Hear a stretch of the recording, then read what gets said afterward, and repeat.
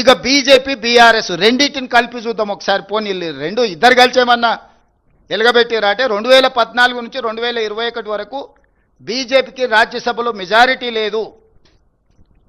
ఏ bill వచ్చినా రాజ్యసభలో vote వస్తే జోగిన్పల్లి సంతోష్రావు గారు స్పెషల్ ఫ్లైట్లో పోయి రైతు వ్యతిరేక నల్ల చట్టాలు తీసుకొచ్చినప్పుడు ఓటేసి ప్రతి నిమిషం రాజ్యసభలో పహారా ఏసీ బీజేపీని కాపాడిన వీళ్ళిద్దరూ దాదాపుగా 2022 వరకు పూర్తిగా మమేకమైపోయి,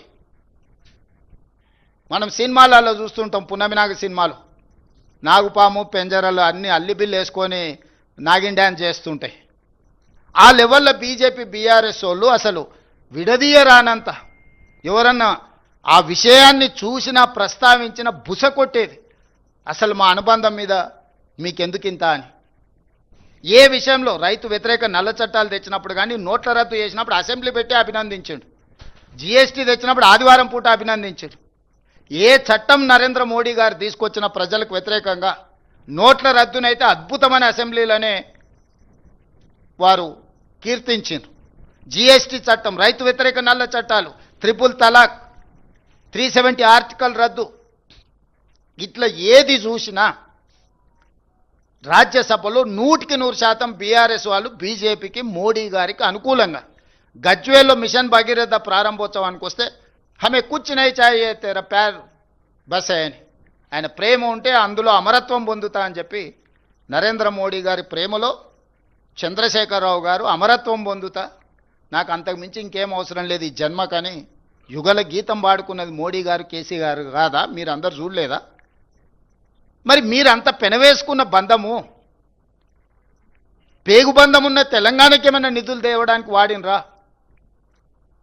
ఈరోజు కూడా మేము ఇచ్చిన కాళేశ్వరం ఏటీఎంగా మార్చుకున్నారు, 1000 కోట్ల రూపాయల అవినీతి జరిగిందని మోడీ గారి నుంచి అమిత్ షా వరకు చెప్పినారు. కిషన్ రెడ్డి గారైతే ఒక అడుగు ముందుకేసి అసలు కాళేశ్వరం కేసు సిబిఐకి అండి 48 గంటలలో వాళ్ళని అరెస్ట్ చేసి లోపల పెడతా, నీతో చేతనైతలేదా రేవంత్ రెడ్డి గారు అన్నారు. ఓయబ్బ కిషన్ రెడ్డి పైల్వాన్ బయలుదేరండి, ఏదో అయ్యేటట్టు ఉంది, 6 ప్యాక్ ఉన్నది సార్, మొత్తం ఒక గుద్దుకే ఖతం చేసేటట్టు అని చెప్పి, ఓకే సార్ మంచిది నువ్వు బలవంతుడి కానీ అని ఇచ్చిన 6 నెలలు అయింది. ఎక్కడుందే ఫార్ములా? ఈ రేస్ ఈడీ దగ్గర ఉంది, ఎక్కడుందే? ఎందుకు ఈడీ వాళ్ళు కేటీఆర్ని అరెస్ట్ చేస్తలేరు? ఎందుకు హరీష్ని కేసీఆర్ని సిబిఐ విచారణ కన్నా పిలుస్తలేదు? అంటే ఇన్నాళ్ళు మీరు సహకరించిన సహకారానికి తిరిగి వాళ్ళు ఇది క్విట్ ప్రోకో కాదా? మీ ఒప్పందం అనుబంధం ఒక్కటి కాదా? వీళ్ళ అనుబంధం ఏ రకంగా ఉందో ప్రజలు గమనిస్తలేరా? వీళ్ళు గమనించడం లేదని వీళ్ళు అనుకుంటే, పిల్లి కళ్ళు మూసుకొని పాలు తాగితే పిల్లి అనుకుంటుండొచ్చు పిల్లి ఎవరిని చూస్తలేదు, కానీ పిల్లిని ఎవరు చూస్తలేరు అనుకుంటే ఎట్లా కుదురుద్ది? ఈరోజు బీజేపీ బీఆర్ఎస్ అనుబంధం కూడా ఇలాంటిదే.